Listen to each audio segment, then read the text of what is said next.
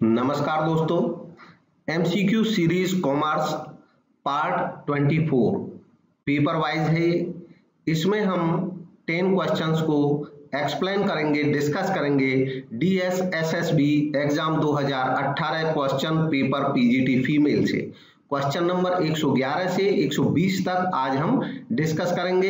ये सीरीज काफी महत्वपूर्ण है सभी पीजीटी एग्जाम्स के लिए, चाहे वो डीएसएसएसबी का है, चाहे नवोदय का है, चाहे केवी का है। इस सीरीज में हम previous papers, different examination boards के जो प्रीवियस पेपर्स हैं उनको हम धीरे धीरे 10-10 क्वेश्चन करके एनालाइज करते हैं, जिसमें कंप्लीट एनालिसिस होता है क्वेश्चन का, और जो भी मेजर उसके ऑप्शंस होते हैं, इवन चारों ऑप्शंस अगर महत्वपूर्ण है तो चारों को डिस्कशन करते हैं। एक क्वेश्चन कई क्वेश्चंस का मटेरियल तैयार करता है। आज के पार्ट में जिन टॉपिक्स को हम डिस्कस करेंगे इन क्वेश्चंस के माध्यम से, उनमें से जो मेन टर्म्स हैं वो है segmentation, demographics, clustering, psychographics, flowback ratio, mass marketing, speculative motive, transaction motive, break even quantity, operating leverage, money market etcetera. इसके अलावा अन्य भी टर्म्स होंगे। स्टार्ट करते हैं। आज का पहला क्वेश्चन है, dash is the science of using psychology and demographics to better understand consumers. वह कौन सा टॉपिक है, साइंस है, क्या टर्म है जो यूज किया जाता है साइकोलॉजी और डेमोग्राफिक्स दोनों को जो यूज करता है कंज्यूमर्स को ठीक तरीके से समझने के लिए। ऑप्शंस हैं डेमोग्राफिक्स, सेगमेंटेशन, क्लस्टरिंग या साइकोग्राफिक्स। जो सही जवाब है वो है ऑप्शन 4 साइकोग्राफिक्स। जो मेजर टर्म्स हैं उनको जान लेते हैं। डेमोग्राफिक्स किसे बोलते हैं? डेमोग्राफिक उस स्टडी को बोलते हैं, उस अध्ययन को बोलते हैं जो एक पॉपुलेशन के लिए की जाती है, और उस पॉपुलेशन के एज, रेस, इनकम, एजुकेशन से रिलेटेड जो फैक्टर्स होते हैं उनको ध्यान में रखते हुए जब हम पॉपुलेशन पे कोई स्टडी करते हैं तो उसको डेमोग्राफिक्स बोलते हैं। डेमोग्राफी जो वर्ड है वो पॉपुलेशन की जो फीचर्स होती हैं उनसे जुड़ा हुआ वर्ड है। नेक्स्ट है सेगमेंटेशन। सेगमेंटेशन एक प्रोसेस है जिसमें डिवाइड किया जाता है संभावित ग्राहकों को, पोटेंशियल कस्टमर्स को ग्रुप्स में या सेगमेंट्स में उनकी डिफरेंट फीचर्स के आधार पर। 4 main types of market segmentation. Market segmentation के जो मुख्य प्रकार है, सेगमेंटेशन, चूंकि हमने सेगमेंटेशन हालांकि किसी भी टाइप का हो सकता है, जब भी हम कोई सेगमेंट बनाएंगे अलग अलग किसी चीज के उनकी कॉमन फीचर्स के आधार पे तो सेगमेंट हो जाते हैं। अब चूंकि हम मार्केटिंग से रिलेटेड टर्म को यहाँ स्टडी कर रहे हैं तो मार्केटिंग से रिलेटेड जो सेगमेंटेशन है वो 4 तरीके का जनरली हो सकता है, ज्यादा टाइप का भी हो सकता है। मेजर टाइप 4 तरीके के होते हैं। डेमोग्राफिक बेसिस पे होता है, जब डेमोग्राफी के आधार पे बांटें, यानी कि पॉपुलेशन की जो फीचर्स हैं उनके आधार पे जब हम बांटें, गरीब लोगों के लिए, अमीर लोगों के लिए, उत्तर भारतीयों के लिए, दक्षिण भारतीयों के लिए, कोई भी हम एक उसमें पकड़ लें, रिलीजियस एंगल पकड़ लें तो डेमोग्राफी हो गया। साइकोग्राफिक, साइकोग्राफी जिसकी अभी बात की हमने, साइकोग्राफी में हम साइकोलॉजी और डेमोग्राफी दोनों को शामिल कर लेते हैं। साइकोलॉजी और डेमोग्राफी। बिहेवियरल, इसमें लोगों के बिहेवियर के आधार पे हम उनको सेगमेंट करते हैं, और ज्योग्राफिक, हम ज्योग्राफी के आधार पे उनको ग्रुप करते हैं लोगों को। नेक्स्ट है क्लस्टरिंग। क्लस्टरिंग क्या है? Clustering is the process of finding similarities in customers. Customers में सिमिलरिटी फाइंड आउट करना so that they can be grouped in segmented, ताकि हम उनको ग्रुप कर सकें। और सेगमेंटेशन, देख सेगमेंटेशन से पहले की प्रोसेस है क्लस्टरिंग। क्लस्टरिंग में क्या होता है, अलग अलग क्लस्टर ढूंढे जाते हैं। एक क्लस्टर में उन लोगों को रखा जाता है जिनकी सेम फीचर रहती है, मतलब सेम हैबिट्स रहती हैं, सेम उनकी इच्छाएं रहती हैं। जो जैसे मान लो कि बच्चे हैं, अब बच्चों की फीचर एक जैसी हैं तो उनको एक क्लस्टर में रख दिया, जो बुजुर्ग हैं उनकी फीचर एक जैसी है, एक क्लस्टर में रख दिया। जब सेम फीचर्स वाले रो अलग अलग क्लस्टर में रख दिए तो अब ये धीरे धीरे हम इनको क्या करेंगे, अलग ग्रुप बनाएंगे और फिर सेगमेंटेशन किया जा सकता है इसके आधार पे। नेक्स्ट है psychographic. Psychographic is the science of using psychology and demographics. Psychology वह साइंस है जिसमें हम साइकोलॉजी और डेमोग्राफिक दोनों का यूज करते हैं कस्टमर्स को समझने के लिए, यानी कि हम कस्टमर्स की साइकोलॉजी को भी समझते हैं और अलग अलग जिनकी एक जैसी साइकोलॉजी रहती है उनको एक ग्रुप में रखते हैं, साथ ही साथ उनकी डेमोग्राफी पे भी ध्यान देते हैं। It is the qualitative methodology of studying consumers based on psychological characteristics in trades. इसमें जो कंज्यूमर्स हैं उनकी साइकोलॉजी, कैरेक्टरिस्टिक्स और उनके ट्रेड्स, उनके जैसे वैल्यूज हैं, डिजायर्स हैं, इच्छाएं क्या हैं, गोल्स क्या हैं, इंटरेस्ट क्या है, लाइफस्टाइल की चॉइसेस क्या हैं, इनके आधार पे हम कंज्यूमर्स को समझते हैं। नेक्स्ट टॉपिक है 112। देखिए यहाँ पे एक क्वेश्चन माइंड में आ सकता है कि भी इन सबको समझने से हमें क्या फायदा होता है, क्यों समझते हैं हम। जैसे अलग अलग ग्रुप बना लिया, अलग अलग हमने उनके ये तय कर लिया कि भी कंज्यूमर्स के ग्रुप अलग डिसाइड कर लिए एक बार, तो ऐसा क्यों करते हैं, अलग सेगमेंट क्यों बनाते हैं, सेगमेंटेशन क्यों करते हैं। सेगमेंटेशन इसलिए करते हैं कि अब हम अलग सेगमेंट की फीचर्स क्या हैं, उनकी इच्छाएं क्या हैं, नीड क्या हैं, उनको जान पाते हैं, और उनको जान करके एक मार्केटर या प्रोड्यूसर वैसा सामान बनाता है जैसा उस सेगमेंट की नीड है। बच्चों के लिए वैसा सामान बनाएगा जैसा बच्चे पसंद करते हैं। अगर मान लो गारमेंट्स फैक्ट्री है कोई, तो गारमेंट्स फैक्ट्री जब मार्केटिंग कराएगी तो वो मार्केटर से पूछेगी बच्चे किस टाइप के गारमेंट्स चाहते हैं, लेडीज किस टाइप के गारमेंट्स चाहती हैं, यंगस्टर्स किस टाइप के चाहते हैं, ओल्ड एज जो पीपल है वो किस टाइप के चाहते हैं। तो जैसा लोग चाहते हैं वैसा ही बनाने की कोशिश करते हैं, और यही कारण है कि सेगमेंटेशन किया जाता है। इससे ये आसान हो जाता है लोगों को टारगेट करना, एक सेगमेंट को टारगेट करना कि उसके हिसाब से सामान बनाओ और उसको बेचो। Next है 112, the expected rate of return that an investor could earn by investing his money in financial assets of equivalent risk is called। यहाँ पे पूछा गया है कि वो expected rate of return यानी कि प्रत्याय की वो दर जो कि एक इन्वेस्टर could earn कमा सकता था by investing his money in financial asset, किसी फाइनेंशियल एसेट में इन्वेस्ट करके, ऑफ इक्वलेंट रिस्क जिसकी रिस्क इक्वलेंट थी। मतलब कहने का ये क्वेश्चन को ये पूछा गया है कि एक इन्वेस्टर है, उसके पास इन्वेस्टमेंट के कई सारे ऑप्शन होते हैं, तो जो वर्तमान ऑप्शन है उसमें इसने इन्वेस्ट कर दिया पैसा।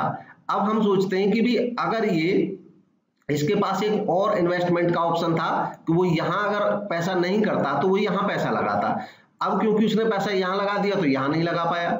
या यूं समझ लीजिए एक इन्वेस्टर शेयर में पैसा लगा सकता था, बॉन्ड में लगा सकता था, उसने क्या किया, बॉन्ड में लगा दिया। अब चूंकि बॉन्ड में लगा दिया तो शेयर में नहीं लगा पाया। हम ये एज्यूम करके चलेंगे कि उसके पास इतना पैसा था कि या तो वो शेयर में लगा सकता था या बॉन्ड में, एक ही जगह लगा सकता था। तो जब बॉन्ड में पैसा लगा दिया तो शेयर में नहीं लगा पाया। जब शेयर में नहीं लगा पाया तो शेयर से जो अर्निंग होती उसकी वो तो उसकी छूट गई। तो इसके बारे में क्वेश्चन कहा गया है कि ये जो अर्निंग है इसको क्या बोला जाता है। ऑप्शन है जो छूट गई, ऑप्शन है retention ratio, optimum capital structure, dividend pay out ratio, या अपॉर्चुनिटी कॉस्ट ऑफ कैपिटल। तो इसका सही जवाब है option 4, opportunity cost of capital.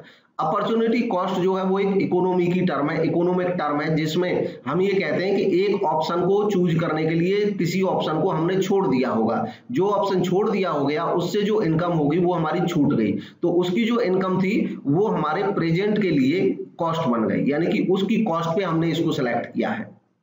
इसी को अपॉर्चुनिटी कॉस्ट कहते हैं। तो यहाँ पर अपॉर्चुनिटी कॉस्ट का मतलब जब हम एक इन्वेस्टमेंट को, इन्वेस्टर के पास ऑप्शन है कि या तो वो प्रोजेक्ट ए में लगा सकता है पैसा या प्रोजेक्ट बी में लगा सकता है। अगर उसने प्रोजेक्ट बी में लगा दिया तो प्रोजेक्ट ए में नहीं लगा पाया, तो जो प्रोजेक्ट ए से जो रिटर्न मिल सकता था, याद रखें ये कभी भी एक्यूरेट नहीं होता है क्योंकि हमने पैसा लगाया ही नहीं, तो हम एक्यूरेसी के साथ नहीं बता सकते कितना मिल सकता था। हो सकता है थोड़ा बहुत अप डाउन हो जाता लगाने के बाद, लेकिन हमारा जो संभावना होती है, हमें जो एक्सपेक्टेशन होती है हमारा जो एक्सपेक्टेड रिटर्न होता है, जो हम कमा सकते थे अगर इसमें लगा देते तो उसको हम कहते हैं अपॉर्चुनिटी कॉस्ट ऑफ कैपिटल, यानी कि जो कैपिटल हमने यहाँ इन्वेस्ट कर दी है ये उसकी अपॉर्चुनिटी कॉस्ट है, जो अपॉर्चुनिटी हम खो चुके हैं। अब इसमें कुछ मेजर टर्म्स आई, हालांकि उनको हम पहले भी डिस्कस कर चुके हैं, फिर से कर देते हैं। रिटेंशन रेशियो, रिटेंशन रेशियो को फ्लो बैक रेशियो भी कहा जाता है। ये है क्या, जब किसी कंपनी को प्रॉफिट्स होते हैं तो जरूरी नहीं है कि सारे प्रॉफिट्स को कंपनी डिविडेंड के तौर पे बांट दे। कंपनी ऐसा कर सकती है कि इन प्रॉफिट्स में से कुछ तो डिविडेंड के तौर पे बांट दे और कुछ पैसा इसमें से बचाकर अपने पास रख ले। जिस पैसे को कंपनी बचाकर अपने पास रख लेगी उसको कहते हैं रिटेन्ड अर्निंग। मतलब 10 लाख प्रॉफिट हुआ, 2 लाख बांट दिया तो 8 लाख कंपनी के पास बच गया। जो 8 लाख बच गया उसको हम रिटेन्ड अर्निंग कहते हैं, बची हुई अर्निंग कहते हैं। और क्योंकि ये बचा हुआ पैसा फिर से कंपनी में लग जाता है तो हम इसको फ्लो बैक कहते हैं। फ्लो बैक का मतलब होता है पुनर्विनियोजन, यानी कि फिर से हमने वापस लगा दिया पैसा अपनी संस्था में, वो डिविडेंड के तौर पे बांटा नहीं तो वापस लग गया संस्था में हमारी में। तो इस रेशियो को फ्लो बैक रेशियो भी कहते हैं। ये रेशियो बताता है कि जो हमारे प्रॉफिट्स थे उनमें से कितना परसेंट हमने रिटेन कर लिया। जितना परसेंट हमने रिटेन कर लिया उसको हम कहते हैं रिटेंशन रेशियो, और जितना परसेंट हमने डिविडेंड के तौर पे बांट दिया अपने प्रॉफिट्स में से या अर्निंग में से उसको कहते हैं पे आउट रेशियो। वो पे आउट रेशियो और रिटेंशन रेशियो एक दूसरे के विपरीत होते हैं। जैसे मान लो कि अगर हमारे पास 100 रुपए थे प्रॉफिट के और इस 100 में से अगर हमने 80% रिटेन कर लिया तो 20% हमने बांट दिया, तो जो 20% है या कहें 0.20, 20% को 0.2 भी कह सकते हैं, ये पे आउट रेशियो है। तो 0.8 या कहें 80% ये रिटेंशन रेशियो है। नेक्स्ट है ऑप्टिमल कैपिटल स्ट्रक्चर। ऑप्टिमल का मतलब होता है सर्वोत्तम कैपिटल स्ट्रक्चर। कैपिटल स्ट्रक्चर का मतलब होता है कि कैपिटल के जितने भी हमारे कंपोनेंट हैं, कैपिटल में इक्विटी हो सकती है, डेट हो सकता है, प्रेफर्ड कैपिटल हो सकती है यानी कि प्रेफरेंस शेयर हो सकते हैं, कॉमन स्टॉक कहा जाता है इक्विटी को। तो जो भी इनका स्ट्रक्चर है, स्ट्रक्चर का मतलब हो गया कुछ हमारे पास लोन है, कुछ हमारे पास प्रेफरेंस शेयर है, कुछ हमारे पास कॉमन स्टॉक है, इन सब का आपस में जो रेशियो है उसको बोलते हैं स्ट्रक्चर। तो कैपिटल स्ट्रक्चर ऑप्टिमम कब होगा? ऑप्टिमम तब होगा जब हम इनका वो मिश्रण यूज करें, डेट के पैसे का, इक्विटी के पैसे का, प्रेफरेंस शेयर के पैसे का, जिससे कंपनी को कम से कम कॉस्ट हो, मिनिमाइज रहे, कॉस्ट ऑफ कैपिटल कम से कम हो जाए और जो रिटर्न है, जो प्रॉफिट है वो मैक्सिमम हो जाए। तो उसको कहते हैं ऑप्टिमल कैपिटल स्ट्रक्चर। नेक्स्ट है डिविडेंड पे आउट रेशियो। अभी डिस्कस किया था dividend pay out ratio. Earning में से जितने डिविडेंड बांट दिए जाते हैं उसको डिविडेंड पे आउट रेशियो या पे आउट रेशियो भी कहा जाता है। नेक्स्ट है अपॉर्चुनिटी कॉस्ट ऑफ कैपिटल। तो ये भी अभी हम डिस्कस कर चुके हैं। Opportunity cost of capital is the expected return that is forgone by investing in a project rather than in comparable financial securities. Opportunity cost of capital वो संभावित रिटर्न है जिसको हम खो चुके हैं क्योंकि हमने इस प्रोजेक्ट जो करंट हमारा इन्वेस्टमेंट है यहाँ पे पैसा लगा दिया है और जहां एक और हमारे पास ऑप्शन था उसको हम छोड़ चुके हैं। तो उस छोड़े हुए ऑप्शन की जो इनकम थी जो हम प्राप्त कर सकते थे उसको कहते हैं opportunity cost of capital. Next है SEBI, Securities and Exchange Board of India has made it mandatory for the companies to disclose their। SEBI ने आवश्यक किया हुआ है एक कंपनी के लिए इनको डिस्क्लोज करना, यानी कि इनको आम पब्लिक के सामने दिखाना। ऑप्शन है quarterly report and annual report, option 2 है monthly report and annual report, option 3 है एनुअल रिपोर्ट एंड ऑप्शन 4 है monthly review and annual report. इसका जो सही जवाब है वो है option 1 quarterly report and annual report. देखिए सेबी का नाम ये है securities and exchange board of India. ये एक रेगुलेटरी बॉडी है, नियामक संस्था है। नियामक संस्था यानी कि रेगुलेटरी बॉडी का मतलब हो गया कि रेगुलेशन बनाती है। किसके लिए रेगुलेशन बनाती है? इंडिया के कैपिटल मार्केट के लिए रेगुलेशन बनाती है। कैपिटल मार्केट यानी कि वह मार्केट जहां पे कंपनीज अपने सिक्योरिटीज, डिवेंचर्स, बॉन्ड्स बेचती हैं, तो आम लोग उनको खरीदते हैं, उनमें पैसा लगाते हैं। तो कंपनी के जो इंस्ट्रूमेंट्स हैं उनकी वजह से लोगों के साथ कोई ठगी ना हो, इन्वेस्टर्स के जो हित हैं वो सुरक्षित रहें, इन्वेस्टर्स को जो आवश्यक सूचनाएं वो समय पर मिलती रहें, तो उससे रिलेटेड सारे नियम बनाता है सेबी। और इसी क्रम में सेबी ने नियम बनाया है ताकि जो इन्वेस्टर्स हैं उनको समय पे रिपोर्ट मिल जाए, समय पे उनको पता चले कि कंपनी क्या अर्न कर रही है जिसमें वो इन्वेस्ट करना चाहते हैं या जिसमें उन्होंने इन्वेस्ट कर रखा है। उसके लिए आवश्यक किया हुआ है कि क्वार्टरली रिपोर्ट भी देनी होगी, मतलब क्वार्टरली अपने जो अकाउंट्स हैं वो दिखाने होते हैं, और एनुअल रिपोर्ट भी तैयार करनी होती है, वो भी पब्लिक के सामने रखनी होती है। The companies which are listed on stock exchange, वह कंपनी जो स्टॉक एक्सचेंज में लिस्टेड होती हैं। स्टॉक एक्सचेंज में लिस्टेड का मतलब है जो पब्लिक कंपनी होंगी उन सब के स्टॉक, उनके शेयर जो होते हैं वो स्टॉक एक्सचेंज में लिस्टेड होते हैं, तभी उन कंपनीज के जो शेयर्स हैं या डिवेंचर्स हैं वो वहां पे उस स्टॉक एक्सचेंज पे ट्रेड हो पाते हैं। mandatorily comply with the Securities and Exchange Board of India listing obligations and disclosure requirement regulations 2018। ये समय समय पे रेगुलेशन जारी करता रहता है सेबी। तो 2018 में जो लेटेस्ट रेगुलेशन है सेबी के, इनको LODR भी कहते हैं, listing obligations and disclosure requirement. In guidelines के मुताबिक एक कंपनी के लिए आवश्यक है क्वार्टरली और एनुअल रिपोर्ट डिस्क्लोज करना। नेक्स्ट है 114 इन डैश मार्केटिंग। मार्केटिंग के एक प्रकार की बात हो रही है, यानी कि इस टाइप के मार्केटिंग में the seller engages in the mass production.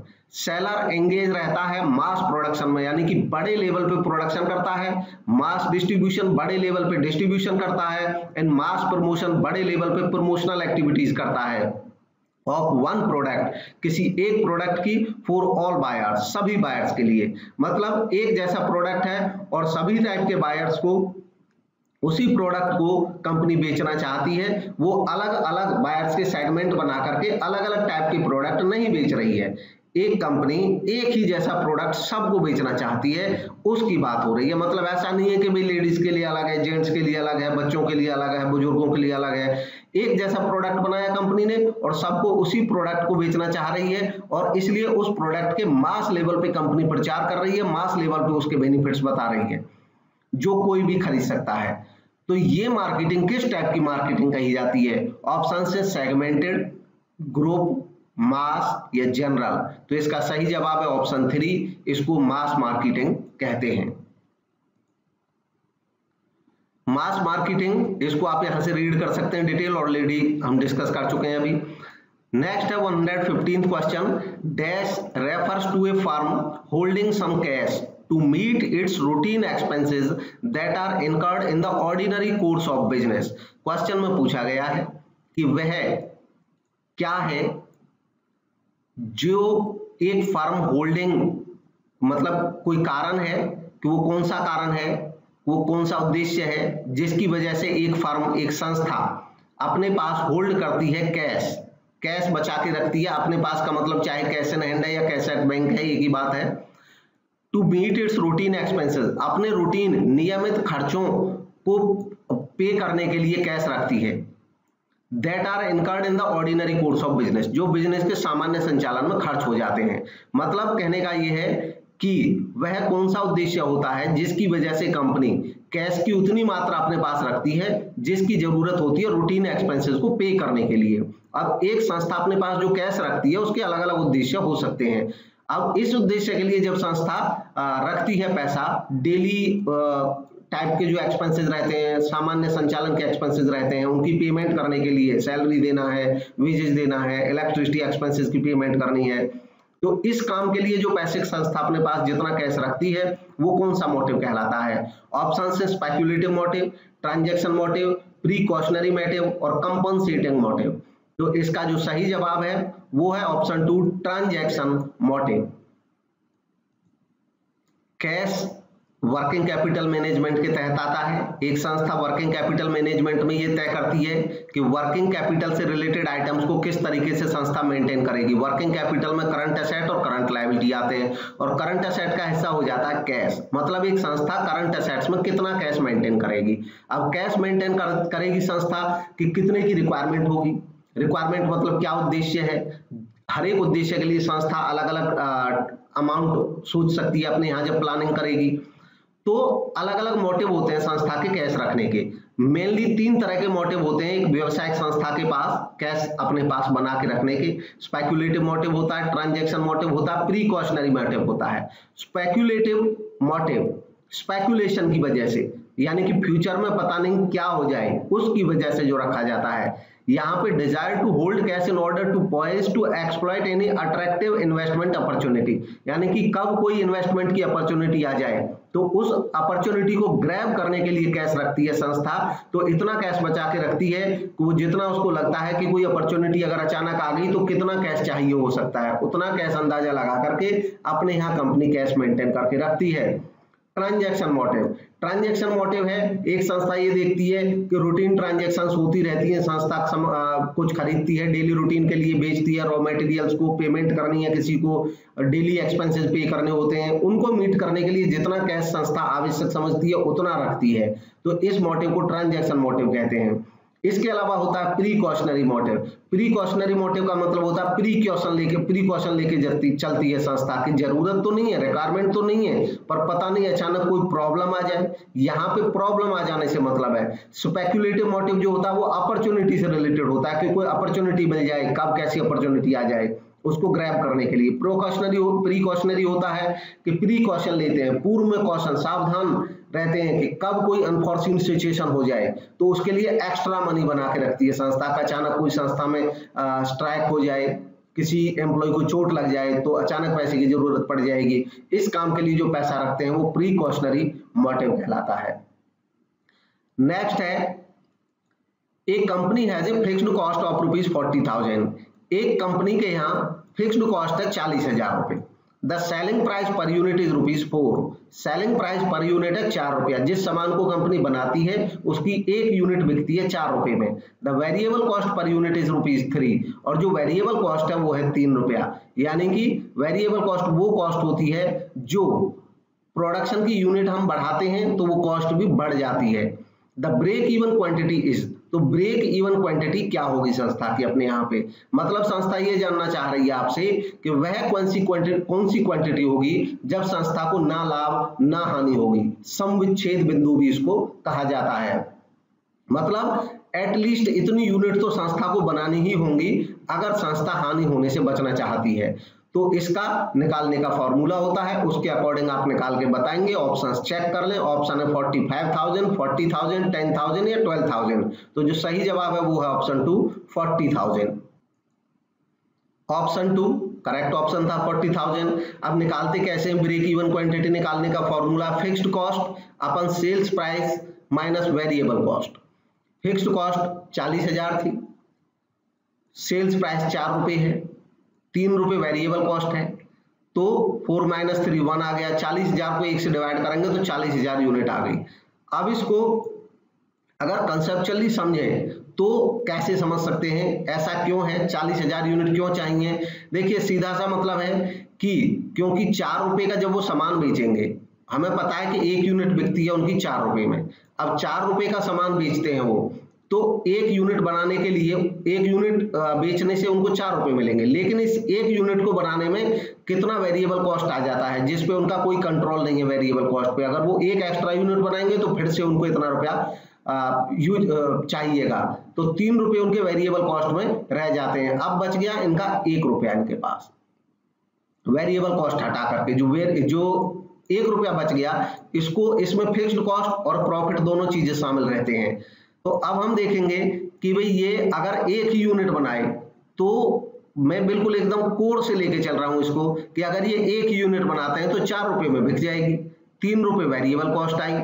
अब बचेगा इसके पास 1 रुपया और इसकी कॉस्ट कितनी लग रही है, फिक्स्ड कॉस्ट कितनी है 40,000। तो पूरा इसको 40,000 में से 1 रुपया यहाँ पे मिल पाएगा और बाकी 39,999 का इसको लॉस होगा। इसने क्या किया, और यूनिट प्रोड्यूस की, बढ़ाता गया धीरे धीरे, एक और यूनिट बढ़ाई, मतलब 1 एक्स्ट्रा बढ़ाएगा तो इसको 2 रुपया मिल जाएंगे, एक और बढ़ाएगा तो 3 मिल जाएंगे, एक और बढ़ाएगा तो 4 मिल जाएंगे। मैं उनकी बात कर रहा हूं जो इसमें से घटेंगे, क्योंकि 1 यूनिट पे 1 रुपया बच रहा है इसको, तो 1000 यूनिट पे 1000 रुपया बचेगा, 10,000 यूनिट पे 10,000 बचेगा इस काम के लिए वेरिएबल कॉस्ट को काट करके। अब ये 40,000 बनाएगा तब इसको 40,000 रुपया बचेगा, यानी कि 40,000 बचेगा तो अब इसका 40,000 रुपए में जो फिक्स्ड कॉस्ट का खर्चा है ये तब जाकर के पूरा होगा। ये वो पॉइंट होगा जहां पे ना लाभ है ना हानि है। ये बीईपी पॉइंट हमको ये बताता है किसी संस्था को एटलीस्ट उसको इतना प्रोडक्शन तो करना ही पड़ेगा ताकि उसकी फिक्स्ड कॉस्ट कवर हो जाए। अब अगर इससे ऊपर ये प्रोडक्शन करेगा, 40,000 यूनिट से 1 भी रुपया एक्स्ट्रा बनाएगा, मान लो 40,000 यूनिट के बाद ये 1 यूनिट और बनाता है, तो अब क्योंकि फिक्स्ड कॉस्ट तो फिक्स्ड है, 40,000 से ऊपर बढ़नी नहीं है, तो वो जो 1 रुपया है वो इसका प्रॉफिट हो जाएगा। तो इसलिए संस्था इससे ऊपर जितना बनाती है वो इसके लिए प्रॉफिट होता है। इसको हम ऐसे समझ करके भी निकाल सकते हैं और फॉर्मूले के रूप में भी कैलकुलेट कर लेते हैं। नेक्स्ट क्वेश्चन है, A dash consists of a group of customers who share a similar set of needs and wants. यहाँ पे कहा गया है कि एक डैश यानी कि एक डैश है, कोई टर्म है जो यूज की जाती है एक ग्रुप के लिए, जिस ग्रुप में कस्टमर्स रहते हैं जिनके सिमिलर सेट ऑफ नीड रहते हैं, जिनकी इच्छाएं एक जैसी रहती हैं। तो एक जैसी इच्छाओं वाले व्यक्तियों को एक ग्रुप में रखा जाता है और इसको क्या कहते हैं? ऑप्शन है market slice, market segment, market group, market target. तो इसको ऑलरेडी प्रीवियस क्वेश्चन में हम डिस्कस कर चुके हैं। ऑप्शन है इसका 2 मार्केट सेगमेंट, इसी को मार्केट सेगमेंट कहा जाता है। मार्केट सेगमेंटेशन यहां से पढ़ सकते हैं, ऑलरेडी इनको डिस्कस कर चुके हैं, इसलिए आप चाहें तो पॉज करके देख सकते हैं। नेक्स्ट क्वेश्चन देखते हैं। The change in profit due to change in sales is referred to as. Sale में चेंज होने से प्रॉफिट में जो चेंज होता है उसको क्या कहते हैं? यानी कि बिक्री में, सेल्स में, रेवेन्यू में परिवर्तन करने से प्रॉफिट पे जो परिवर्तन आ जाता है उसको क्या कहते हैं? ऑप्शन से dividend pay out ratio, operating leverage, financial leverage या प्रॉफिट प्लानिंग। तो इसका जो सही जवाब है वो है ऑप्शन 2 ऑपरेटिंग लीवरेज। देखिए लीवरेज, ऑपरेटिंग लीवरेज से पहले लीवरेज को समझना जरूरी है। लीवरेज वर्ड जो है इसका मतलब क्या है? लीवरेज वर्ड यूज किया जाता है फिजिक्स में और वहीं से यहां भी यूज हुआ है। लीवरेज लीवर से बना है और लीवर क्या होता है? लीवर एक इंस्ट्रूमेंट होता है। इसका मैं एक बड़ा साधारण सा एग्जांपल और बड़ा ही इंटरेस्टिंग एग्जांपल है, मैं समय समय पे इसको यूज करता हूं अपनी क्लास में भी पढ़ाने के लिए। होता क्या है? लीवर एक ऐसा इंस्ट्रूमेंट होता है जो हमारे फोर्स को बढ़ा देता है, उसकी कैपेसिटी बढ़ा देता है, जिससे हम ज्यादा प्रोडक्शन कर पाते हैं या ज्यादा प्रॉफिट ले पाते हैं और रिसोर्स हमारा वही रहता है, उतना ही रहता है। लीवर कई तरह के होते हैं, मैं एक सामान्य लीवर की बात करूंगा। जैसे मान लो आपके पास हैंडपंप है और हैंडपंप में एक हैंडल लगा होता है। हम सब लोग जानते हैं जो हाथ से हैंडपंप चलते थे, आजकल तो बहुत कम हो गए हैं। तो ये हैंडल है, अगर हैंडल आप निकाल दें तो इसमें नीचे एक रॉड रहती है काफी लंबी और यहाँ पे ऊपर उसको आप हाथ से खींच के देखें इस हैंडल को निकाल करके, तो जब आप उसको ऊपर की तरफ खींचेंगे तो पानी आना चाहिए, लेकिन आप देखेंगे कि बड़ा मुश्किल काम होगा। आप खींचेंगे, बहुत जोर लगाना पड़ेगा और बड़ा मुश्किल है कि आप कुछ पानी उसमें से निकाल पाओ। लेकिन जैसे ही हम इसमें एक ये इंस्ट्रूमेंट लगाते हैं, हैंडल थोड़ा लंबा रहता है और इसको हम यहाँ से पंप करते हैं, लगाते हैं जब, तो ये बड़ी आसानी से पानी निकलना शुरू हो जाता है और काम वही हो रहा है। ये भी इसी काम को कर रहा है कि जो लंबी रॉड लगी है उसको ऊपर लाता है और इसलिए उसके साथ पानी आता है, नीचे जाती है, फिर ऊपर आती है, फिर पानी आता है और इस तरीके से हम आसानी से पानी चलाते हैं। यानी कि हम इसका यूज ना करें तो हमको बहुत ज्यादा ताकत लगानी पड़ेगी और इसका यूज करने से कम ताकत लगा करके हम ज्यादा बेनिफिट, ज्यादा पानी निकाल सकते हैं। ये है लीवर। और जब ऐसे इंस्ट्रूमेंट्स का यूज किया जाता है तो उसको हम कहते हैं लीवरेज। अब लीवरेज में होता क्या है कि हम बेनिफिट तो ज्यादा लेते हैं लेकिन कभी कभी रिस्क भी रहता है। रिस्क ये रहता है कि अगर हम इसको तेजी से चलाएंगे और अगर गलती से ये यहाँ से टूट गया, इसका जो यहाँ पे नेल लगा हुआ वो निकल गया, तो कभी कभी यहाँ पे चोट भी लग जाती है लोगों को, अचानक उनका जो वजन है वो नीचे जाएगा। खैर हल्का सा रिस्क रहता है। तो लेकिन हम क्यों यूज करते हैं? क्योंकि रिस्क कम है और प्रॉफिट ज्यादा है, इसलिए हम यूज कर रहे हैं। अगर रिस्क ज्यादा होगा तो हम इसको यूज नहीं करेंगे। वही बात आती है बिजनेस में भी। बिजनेस में भी हम लीवरेज यूज कर सकते हैं। ऑपरेटिंग लीवरेज हो सकता है, मेजर 2 तरह के लीवरेज होते हैं बिजनेस में, ऑपरेटिंग लीवरेज और financial leverage. Financial leverage use किया जाता है जब हम फाइनेंशियल मैटर की बात करते हैं और जब ऑपरेटिंग की बात करते हैं तो ऑपरेटिंग लीवरेज। तो ऑपरेटिंग लीवरेज ये होता है कि हमारे पास जो एसेट है वो वैसी ही रहें और हम क्या करें, अपना ऑपरेशंस का साइज बढ़ा लें। ऑपरेशंस का साइज बढ़ा लें, ये मेरा अपना इंटरप्रिटेशन है याद करने का। ऑपरेशंस का साइज बढ़ा लें यानी कि हम केवल अपनी सेल बढ़ा दें, क्रियाकलाप बढ़ाएं जिससे कि सेल बढ़ा दें। जितनी पहले यूनिट बेच रहे थे हम, उससे ज्यादा यूनिट बेचने की कोशिश करें, ऑर्डर लें और ज्यादा बेचें तो ज्यादा बनाएंगे। अब ज्यादा बना करके हम प्रॉफिट को जितना बढ़ा पाते हैं वो हमारी ऑपरेटिंग लीवरेज है। Operating leverage measures the degree to which a firm or project can increase operating income by increasing revenue। अपनी रेवेन्यू इंक्रीज करके, रेवेन्यू मतलब सेल, अपनी सेल इंक्रीज करके हम जितनी अपनी ऑपरेटिंग इनकम बढ़ा पाएंगे वो ऑपरेटिंग लीवरेज है। A business that generate sales with a high gross margin in low variable cost has high operating leverage. एक ऐसा बिजनेस जिसकी वेरिएबल कॉस्ट लो है, कम है, तो इसका मतलब उसका जो ग्रॉस मार्जिन है वो ज्यादा रहेगा और इसलिए उसका ऑपरेटिंग लीवरेज ज्यादा रहेगा। इसका विपरीत होगा तो ऑपरेटिंग लीवरेज कम होगा। अब इसको भी हम ऐसे समझ सकते हैं कि जैसे मान लो वेरिएबल कॉस्ट, मान लो एक आइटम जो हम बेच रहे हैं उसकी कीमत है 10 रुपए और जो वेरिएबल कॉस्ट है वो है 2 रुपए। तो इसका मतलब क्या हुआ कि अगर हम फर्दर यूनिट बनाएंगे तो वेरिएबल कॉस्ट कितनी बढ़ेगी, फिक्स्ड कॉस्ट तो बराबर ही रहती है, तो वेरिएबल कॉस्ट हमें एक्स्ट्रा कितनी पड़ेगी 2 रुपए और एक्स्ट्रा यूनिट हमारी कितनी बिकेगी 10 रुपए की। यानी कि हम एक एक्स्ट्रा सेल करके 10 रुपए की, जो वेरिएबल कॉस्ट मात्र 2 रुपए बढ़ेगी और प्रॉफिट हमारा 8 रुपए बढ़ जाएगा। लेकिन अगर ये वेरिएबल कॉस्ट, यहाँ पे प्रॉफिट कितना हो जाएगा, हमको 8 हो जाएगा, मार्जिन ज्यादा है। अगर ये वेरिएबल कॉस्ट 2 ना होकर के 8 रुपए होती तो इसका उल्टा हो जाता है, यानी कि हम 10 रुपए की एक यूनिट जब एक्स्ट्रा सेल करते, रेवेन्यू बढ़ाते, तो वेरिएबल कॉस्ट हमारी 8 रुपए बढ़ जाती और 8 रुपए बढ़ने पे हमें प्रॉफिट केवल 2 रुपए होता। यानी कि इस सिचुएशन में जब वेरिएबल कॉस्ट ज्यादा है तो हम एक एक्स्ट्रा यूनिट सेल करके 2 रुपए बचा पाएंगे। लेकिन यहाँ पे अगर हमारी वेरिएबल कॉस्ट 2 रुपए है तो एक्स्ट्रा यूनिट सेल करके हम 8 रुपए बचा पाएंगे। यानी कि इस केस में जब वेरिएबल कॉस्ट कम है तो यहाँ पे ज्यादा प्रॉफिट, ऑपरेटिंग प्रॉफिट अर्न करने की संभावना ज्यादा है। यही ऑपरेटिंग लीवरेज है। ऑपरेटिंग लीवरेज उस समय हाई रहता है जब हमारी वेरिएबल कॉस्ट कम रहती है। नेक्स्ट टर्म है profit planning. Profit planning is the set of actions taken to achieve targeted profit level. Profit planning जो है मतलब प्रॉफिट के लिए हम प्लान करते हैं, तो प्लान करते हैं मतलब हम एक सेट ऑफ एक्शंस तैयार करते हैं पहले से और हम टारगेटेड प्रॉफिट को अचीव करना चाहते हैं, इसी को हम प्रॉफिट प्लानिंग करते हैं। प्रॉफिट हम प्लान करते हैं कि प्रॉफिट को कैसे, टारगेटेड प्रॉफिट को कैसे अचीव कर सके। नेक्स्ट है 119, the market for raising short term funds is called. वह मार्केट, वह बाजार जो शॉर्ट टर्म फंड रेज करने के लिए यूज किया जाता है उसको क्या कहते हैं? ऑप्शन है retail market, short term market, money market, capital market.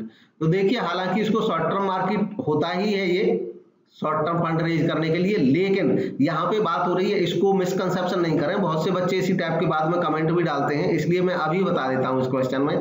देखो शॉर्ट टर्म आप बोल सकते हैं, अब ये नहीं कहेंगे कि ये भी सही हो जाएगा, हमारा शॉर्ट टर्म मार्केट है, शॉर्ट टर्म सिक्योरिटीज ट्रेड होती है, नहीं। जब बात की जाती है तो वहां पे ऑप्टिमम आंसर होता है वो होना चाहिए, यानी कि टेक्निकल वर्ड कौन सा यूज होता है, तो उसके लिए वर्ड यूज होता है मनी मार्केट स्पेसिफिक टर्म। तो option 3 is the correct option. Financial market बोलते हैं हम उस मार्केट को जिसमें फाइनेंशियल सिक्योरिटीज को खरीदा और बेचा जाता है। फाइनेंशियल मार्केट 2 तरीके का हो सकता है, मनी मार्केट और कैपिटल मार्केट। मनी मार्केट वो मार्केट रहता है जिसमें हम शॉर्ट टर्म सिक्योरिटीज को खरीदते और बेचते हैं। कैपिटल मार्केट वो मार्केट रहता है जिसमें लॉन्ग टर्म सिक्योरिटीज को खरीदते और बेचते हैं। नेक्स्ट और लास्ट क्वेश्चन है आज का, which of these is not a financial asset. इनमें से कौन सा एक फाइनेंशियल एसेट नहीं है, वित्तीय संपत्ति नहीं है? ऑप्शन से बॉन्ड्स, पेटेंट्स, लीज ऑब्लिगेशंस और शेयर्स। इसका जो सही जवाब है वो है ऑप्शन 2 पेटेंट्स। पेटेंट जो है वो एक फाइनेंशियल एसेट नहीं है। पेटेंट जो होते हैं वो एक रियल एसेट होती है, यानी कि एक ऐसी एसेट होती है जिसको हम अकाउंट्स में बाकी एसेट्स की तरह, जैसे लैंड है, बिल्डिंग है, गुडविल है, ट्रेडमार्क है, कॉपीराइट है, पेटेंट है, उन सब की कैटेगरी की ये एक एसेट है जिसको एसेट और लायबिलिटी के क्लासिफिकेशन में यूज किया जाता है। और फाइनेंशियल एसेट का मतलब एक फाइनेंशियल इंस्ट्रूमेंट से होता है, एक फाइनेंशियल ऑप्शन से होता है जिसके माध्यम से हम पैसा बोरो कर सकते हैं, मनी बोरो कर सकते हैं और मनी इन्वेस्ट कर सकते हैं, वो फाइनेंशियल एसेट कहलाती हैं। तो ऑप्शन 2 करेक्ट ऑप्शन था इसमें पेटेंट्स। बाकी जैसे बॉन्ड है, लीज ऑब्लिगेशन, शेयर, डिवेंचर्स, ये सब म्यूचुअल फंड्स, इवन जो पॉलिसीज रहती हैं, इसके अलावा यूनिट्स रहते हैं, किसी म्यूचुअल फंड के जो यूनिट्स रहते हैं, या आपके किसी बैंक में एफडी है, जमा है, वो सब फाइनेंशियल एसेट रहती है। Financial asset is a non physical asset whose value is derived from a contractual claim। एक तरह से कॉन्ट्रेक्चुअल क्लेम होता है ये, जैसे कि बैंक डिपॉजिट्स है, बॉन्ड्स है, शेयर है, डिवेंचर है। Financial assets are usually more liquid than other tangible assets. जो बाकी एसेट्स रहती हैं उनसे ज्यादा लिक्विड रहती हैं फाइनेंशियल एसेट, क्योंकि मार्केट में इनको कभी भी खरीदा और बेचा जा सकता है। तो फ्रेंड्स ये था आज का डिस्कशन हमारा 10 क्वेश्चंस के ऊपर। इसमें कई सारी मेजर टर्म्स को हमने डिस्कस किया जो उन सभी एग्जाम्स में महत्वपूर्ण हो सकती हैं जो कॉमर्स से रिलेटेड एग्जाम्स हैं। जरूरी नहीं आप पीजीटी की तैयारी कर रहे हैं, आप कॉमर्स से रिलेटेड, अकाउंट से रिलेटेड किसी भी एग्जाम्स की तैयारी कर रहे हैं तो उन सब में ये मदद देगी। इस सीरीज में पार्ट 24 जो ये है, ये 24 वीडियोज केवल प्रीवियस पेपर से रिलेटेड है। इसके अलावा भी एमसीक्यू सीरीज में और बहुत टाइप के क्वेश्चंस है, रैंडम सीरीज भी है, रैंडम क्वेश्चंस भी हैं। इसके अलावा पीजीटी कॉमर्स का कोर्स अलग से चल रहा है जो पीजीटी कॉमर्स पार्ट 1 पार्ट 2 करके है। आपको पीजीटी कॉमर्स केवल लिखा मिलेगा इसी YouTube चैनल पे, और उस कोर्स में हम बिजनेस मैनेजमेंट से रिलेटेड मैक्सिमम टॉपिक्स को कवर कर चुके हैं और जल्दी ही उसमें अकाउंट्स के जो टॉपिक्स हैं वो शुरू होंगे। हालांकि मैंने पिछले वीडियोस में भी बोला है, लेकिन उसके लिए मैं यही ध्यान में रखते हुए बढ़ते जा रहा टॉपिक, ताकि जो महत्वपूर्ण टॉपिक्स हमसे छूट नहीं जाए किसी भी तरीके से, इसलिए टॉपिक थोड़े से बढ़ रहे हैं। और 2 या 4 वीडियोस अभी भी मुझे लगता है बनेंगे अभी थ्योरेटिकल जो पोर्शन है बिजनेस मैनेजमेंट का, उसी से उसके बाद हमारा अकाउंटेंसी वाला पोर्शन भी स्टार्ट होगा। आप केवल पेशेंस रखें, धैर्य रखें, आपको पूरा मटेरियल मिलेगा। आने वाले एग्जाम्स से पहले पीजीटी का जो भी कोई आने वाला एग्जाम होगा कॉमर्स का, उससे पहले ये लगभग सारी सीरीज हमारी समाप्त हो जाएगी। आपको केवल इतना करना है, चैनल को सब्सक्राइब करना है, वीडियोज को देखते रहना है और अपने जो आपके सुझाव हैं उनको कमेंट के माध्यम से मेरे तक पहुंचाना है। आपके सुझाव को मैं पढ़ता हूं, कभी कभी ऐसा हो सकता है डिले हो जाता है किसी कारण से, लेकिन जो कुछ के जवाब भी देता हूं। तो हालांकि मैं कोशिश करूंगा सभी के जवाब दूं, आपका जो भी क्वेश्चन आएगा। Thank you for watching.